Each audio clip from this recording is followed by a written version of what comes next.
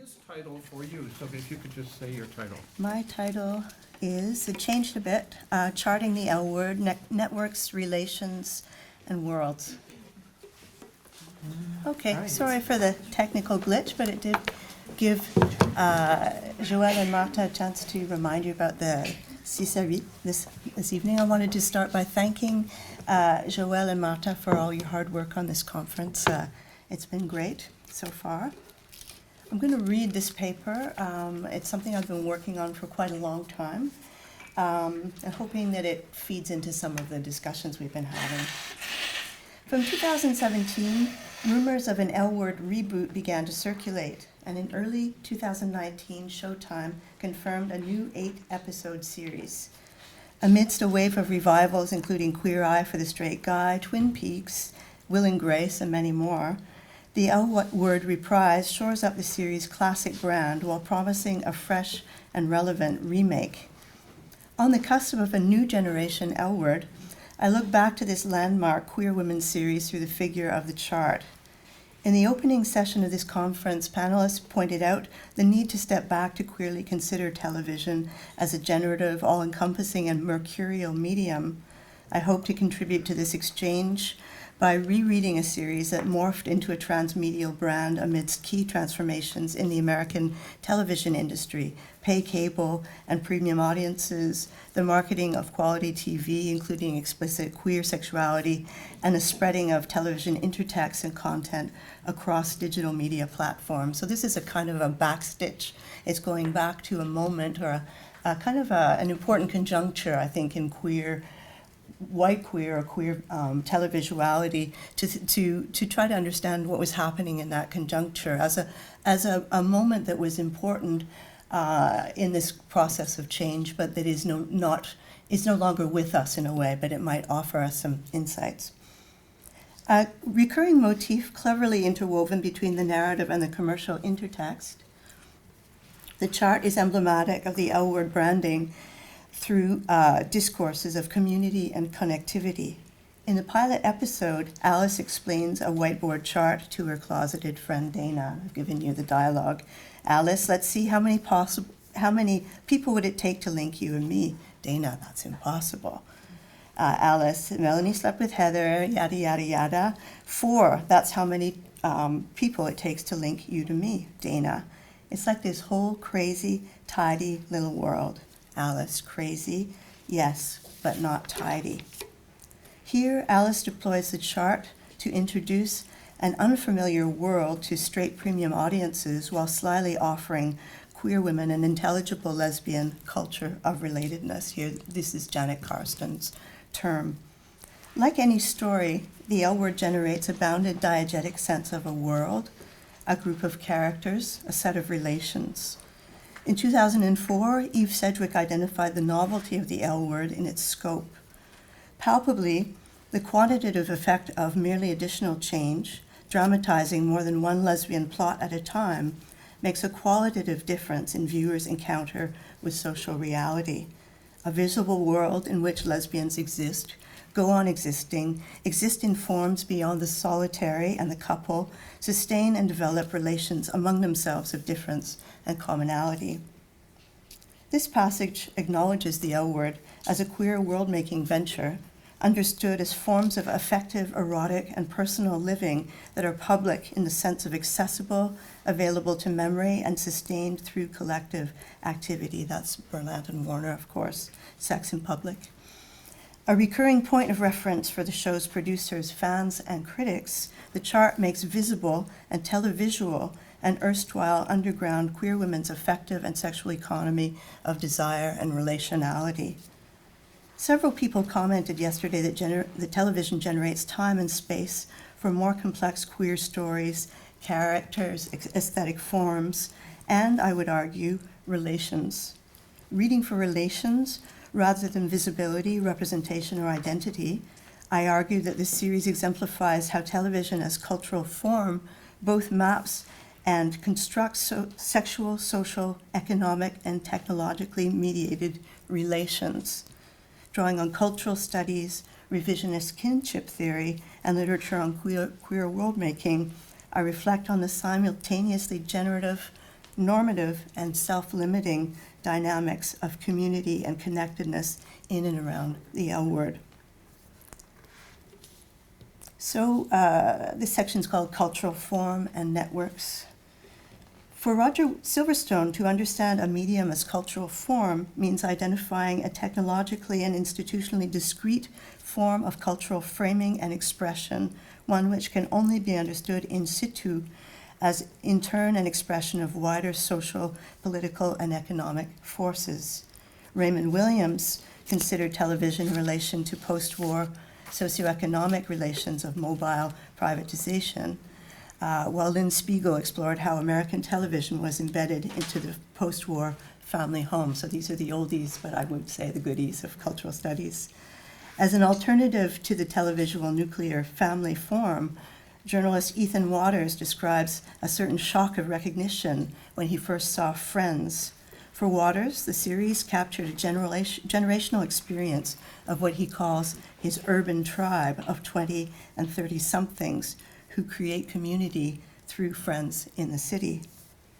Inscribed into changing conventions of TV genre, the urban tribes of Seinfeld, Ellen, Grey's Anatomy, and Sex and the City, and many, many others, dramatized friendships and romantic intrigue amongst predominantly white, heterosexual, and affluent clans of friends, roommates, and co-workers. In this light, I suggested that television contributes to cultural framing and expression by investing in, dramatizing, making intelligible, and attributing cultural value to particular forms and qualities of subjectivity and relatedness. The L Word and Queer as Folk, as well as numerous queer web series, are part of the vast genealogy of the urban tribe, a cultural form that enables an exploration of peer relationships in urban space. A cultural studies account of televisual cultural form is related to genre and to cultural production as world-making, as well as, but also articulates with economic and technological transformations of the industry. So here I'm thinking of a model of articulation, the Stuart Hall model that brings together many different elements.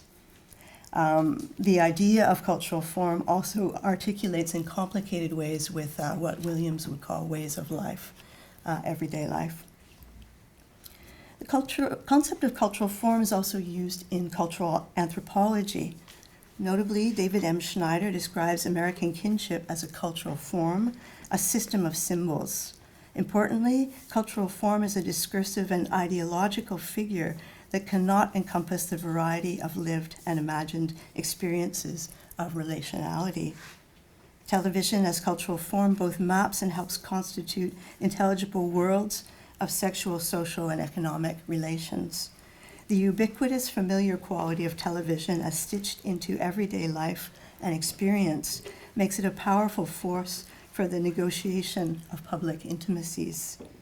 Like Waters' shock of recognition with Friends as urban tribe, the chart operates as a savvy symbol of queer women's cultures of relatedness. As Kim Fisera remarks, lesbian viewers understood. We laughed out loud. Regardless of our ages or accents, we saw ourselves in the chart.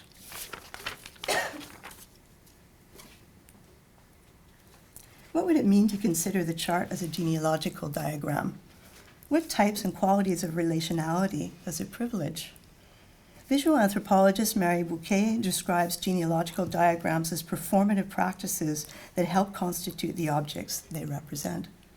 In contrast with classic kinship diagrams privileging biogenetic or blood relationships, the chart projects a horizontal, expansive map of relationality, layering two principal economies of relation.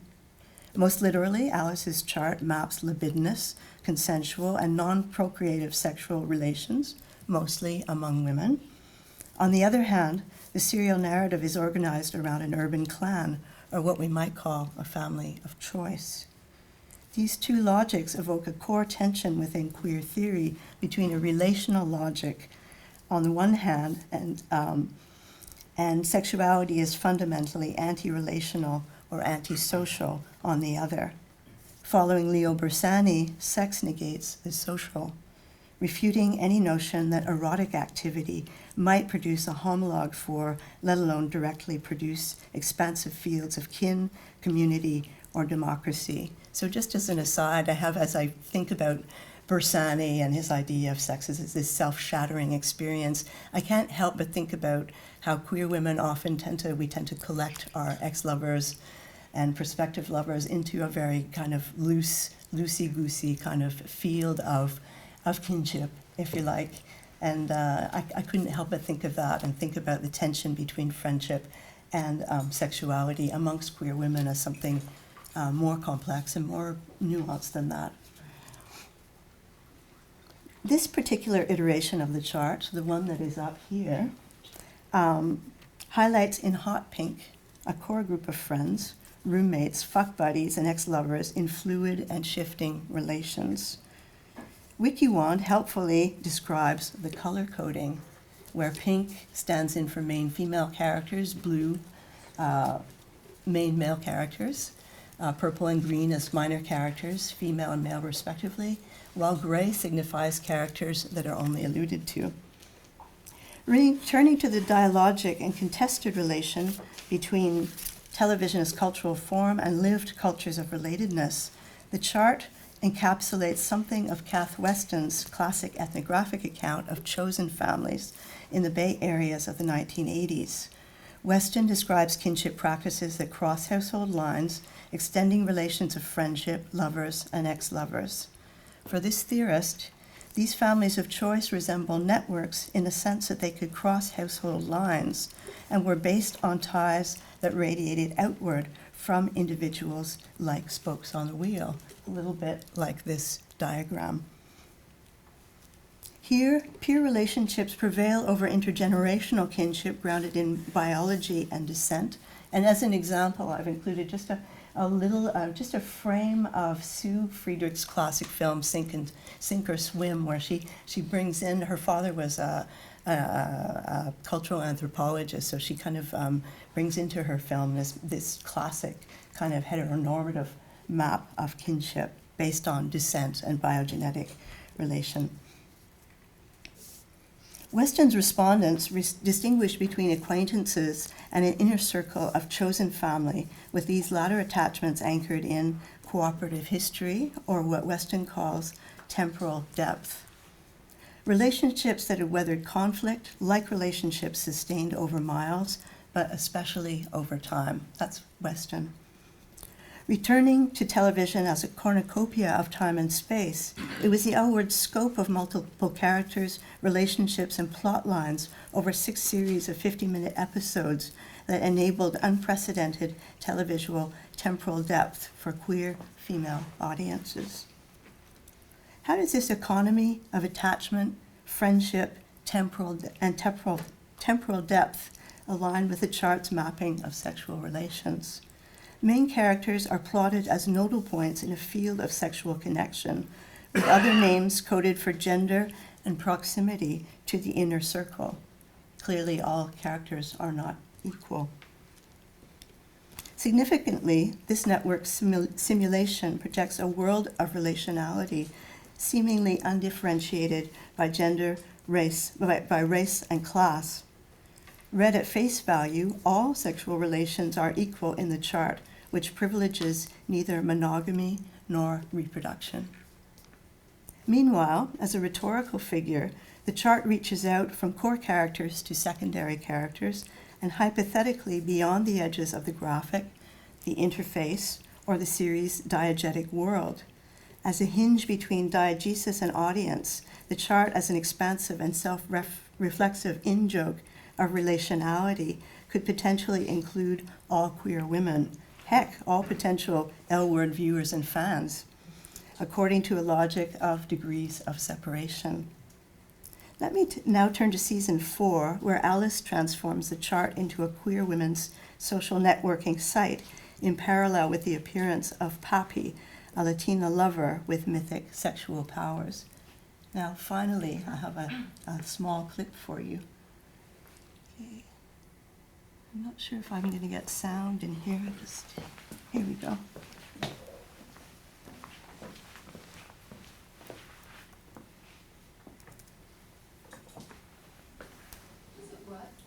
charts of yours? I mean, I've never actually been on it. You've never been on our charts? Oh my god, it's so much fun. You don't know what you're missing. Yeah, no, it's like a social networking site. For lesbians. Yeah. Do you have to sleep with someone first? Well, I mean, when I first put it up, that was the core concept. Like, you know, Jenny slept with Tina, who slept with Annie. Right. With Tina? No, I would never sleep with Tina. But like, you know, lesbians being lesbians, they started logging on and Right. talking about themselves and, you know. Yeah. And, but for me, it's always about the hookup page. See, like, okay, so here's me, and then that's my whole constellation. And I slept with Gabby DeVoe, so I want to add her to my constellation. So I submit her name, and the webmaster will email her saying, you know, Alice Kiyosaki has added your name to our chart and would like to put you on her hookups page. And then if she gives permission, then she has the choice of starting her own Let's play constellation. Shabby to vote. Right. Wow, that's a lot of hookups. Yeah, she's a whore. But let's see. Oh, have you seen Shane? Let's see. Yeah, can I show you? Yeah. Because if you were to then click on Shane's name, you can then see how many people Shane slept with. She's what we call a hub, which is anyone who slept with over 50 people. She's considered the hub of hubs. Right, and once you become a hub, then you sort of become a portal because inevitably you're gonna like bring us into a whole new solar system. Look, do you remember that Japanese girl that Shane slept with? Well, now the Japanese girl in Kyoto has her whole new solar system out there. Yeah. Yeah. Should we look at Carmen? Well, yeah, you should leave Carmen out of it. Okay, so look, Carmen has her whole solar system in East See, LA. look at there's like Rosa, Marilena, Posh. I had no idea it was such a big deal. Oh, yeah, I know, we're gonna have to upgrade the server because we're getting so much traffic. You say you use this group of girls. Solar system. Yeah. There's a girl there around the solar system. She's got more hits than Shane. Oh, that's not possible. No way. Can I have my camera? Oh my god. You're right. Look at this. This girl has slept with 1,100. She just got a name now. It's 1,151. I gotta see who this is. Who the hell is Pat? Okay. Who the hell is Papi? Alice's site maps queer women's hookups in real diegetic time, and each individual has her own constellation, and if she's lucky, she might have a solar system. The mysterious Papi only appears when Jenny, Helena, and Alice venture into the constellation of Carmen, the series' only Latina character to this point. Eclipsing Shane, the hub of hubs, Papi's sexual exploits crash Alice's server. As Alice exclaims, "Who the hell is Papi? She's crashed our server, she's caused an all-out panic among our web designers, and she has displaced perhaps the greatest player in the history of players."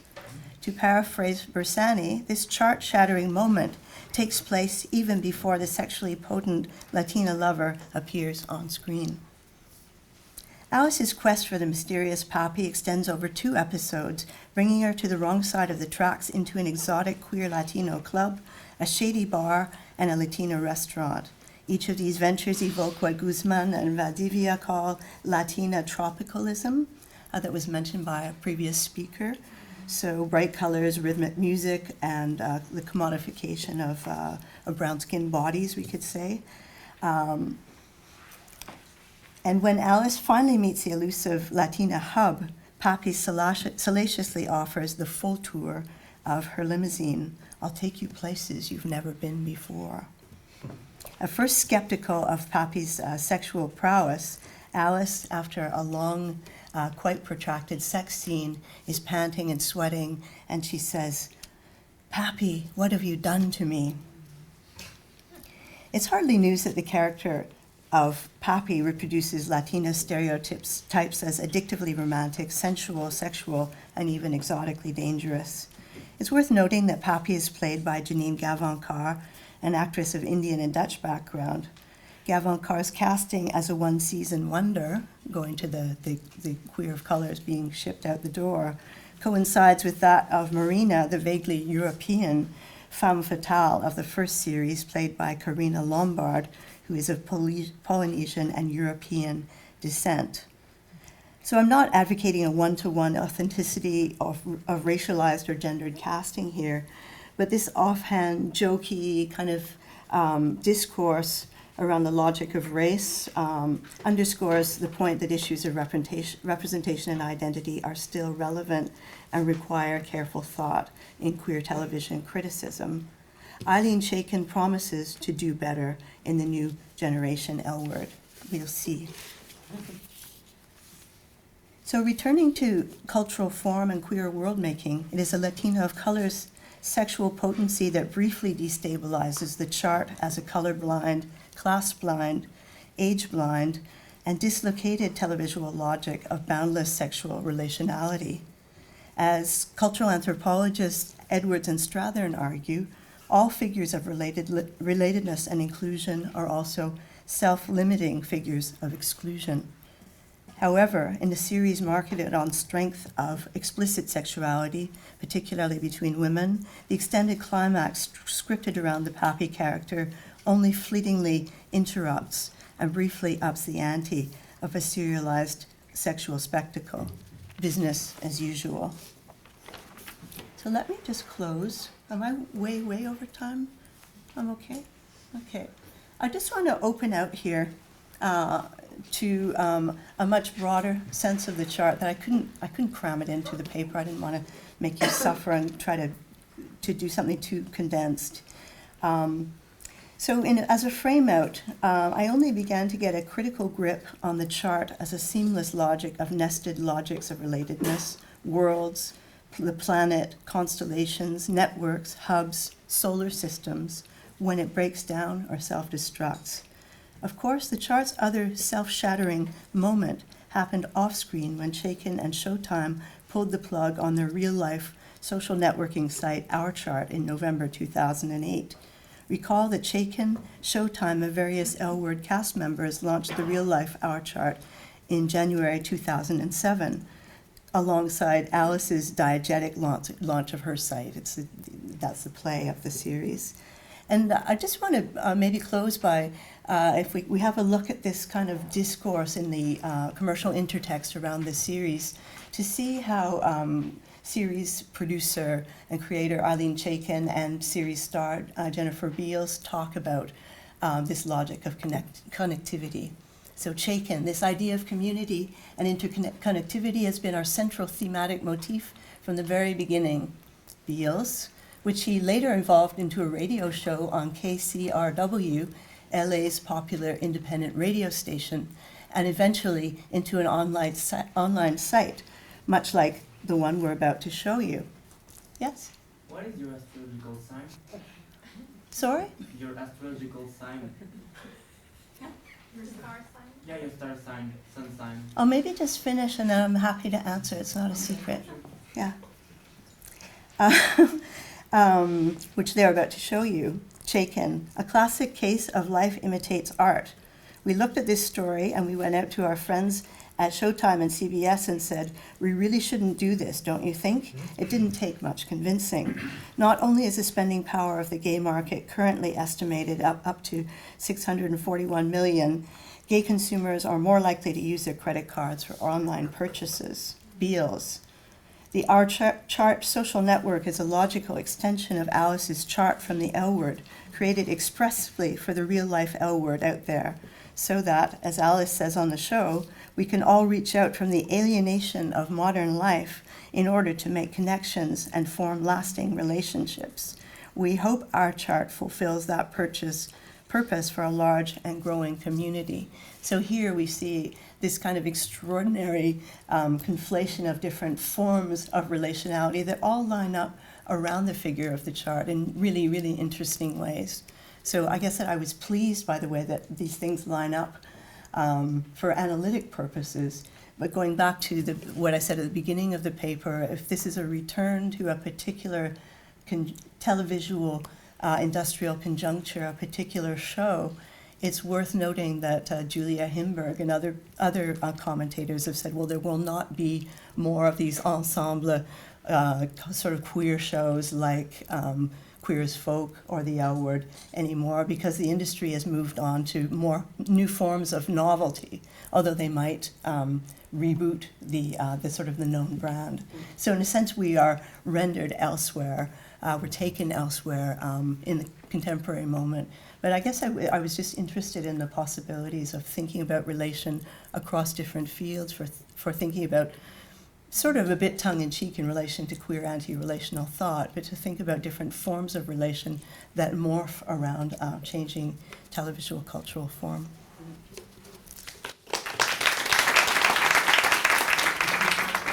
About paratext, because we talked about paratext this morning, and like the L word in the chart especially is something that's kind of materialized in the real world with After Ellen and the charts. After Ellen and how they built the chart for the same purposes as in the show. And I'm wondering, how is this, is there a connection? I think it was simultanément, so is there a link between, because that's pre-iPhone, pre-Google, I think, not really, but, so do you see a connection between the show and what was happening on the web? Absolutely. I mean, that's where I kind of was going with this this quote, that it of course it reproduces itself in this short-lived social networking site, but it also shows up on Second Life. There's a version of the L word. It shows up. There's all kinds of different pages, websites that are linked, that are associated with the L word. So there's a sense of this kind of expansive field of content. And L word content, and the show carries on, of course, through different iterations, the real L word and how it's coming back. There's a series of interrogations with the core characters that showed up just online in these kind of grainy video forms to figure out who it was that killed. Was it Jenny Schechter, the most annoying character ever written for television? So there's that sense of a kind of a movement beyond the frame of the television. Carolyn? Yeah, I'm just wondering if you're if you know and use Caroline Levine's book, Forms, Networks, Hierarchies, because she does a reading of The Wire towards the end of that book, and so if you're familiar with it, I was wondering if you could speak to maybe sort of what the greater structures are that govern this, and like how, if you see a connection there? I guess I wasn't working with that book. I was working with Wendy Chun's Habitual New Media, and there's also Anna Munster's book that's called Network Anesthesia, that talks about this sort of proliferation of figures of networks that are kind of a way of loosely mapping relations, but they become these sort of uniform kind of figures that bear very little relationship to any kind of real relationship. So in a way, part of what they talk about is that connectivity, community, an expansive sense of relationality is always seen as benign or a good thing. But I suppose what I was trying to work with was the idea of the point where this breaks down, and the ways that different kinds of difference or defects in the system can show us maybe some of the limits of this sort of colorblind, very neoliberal discourse. Wendy Chun talks about the network as a really classic neoliberal figure. So, yeah. Maybe we'll time for one more.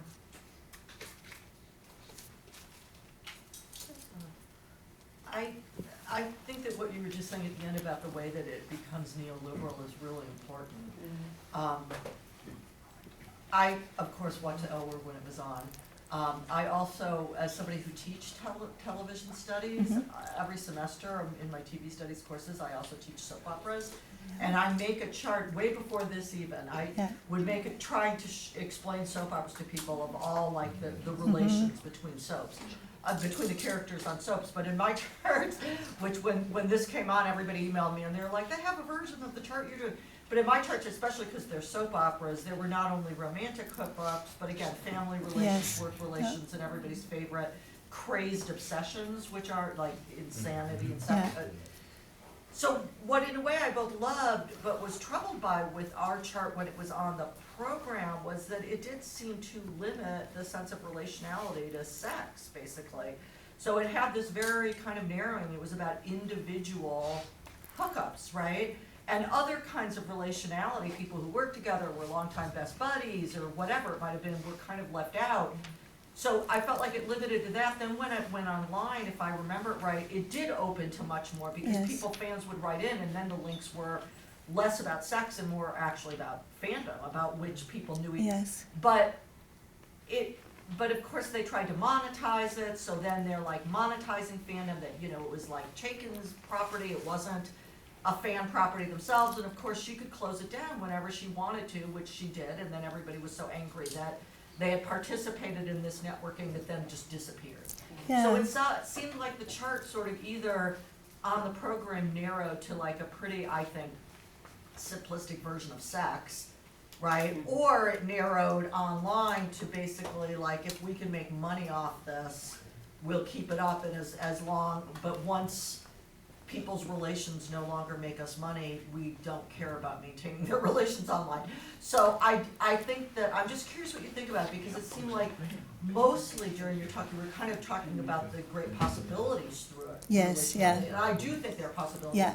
But then at the end, you were kind of saying, it still kind of limits us to a neoliberal version of Oh, relationships. yeah. I'm curious what you think about that. I'm highly critical of the idea of this expansive network. I suppose because it's part of a kind of larger piece, and it's really with this part where I get into the kind of an idea of a conjuncture or a series of articulations of elements associated with television and neoliberalism, that I'm interested in the way that this form morphs into other media platforms, but also the way it's so closely connected to capital. In a sense, the reason why they made our chart in real life, why Chaikin kind of went for that, was that there were all these independent lesbian or queer women's fan sites that were really, really enthusiastic about the show. So in a sense, our chart was trying to get to bring in some of that energy, some of that fan energy and enthusiasm in order to capitalize on it. And of course, when I talk about the second sort of chart-shattering moment, it's the moment where there's this tremendous sense of disappointment, where the rhetoric of community breaks down, and it's all for profit. And in a sense, it's more clear to me as I look back at it from a distance. I mean, it takes time to think these things through, and that's why I think a conjuncture is interesting, but it's difficult to think of how we move beyond that into a present moment where there's elements of these aspects, neoliberalism and so on, but the very form of the urban tribe or the queer urban tribe almost seems like it's no longer a possibility, at least on commercial television, although you can find it on many, many web series, for instance. So. Okay, what a great panel. Thank you.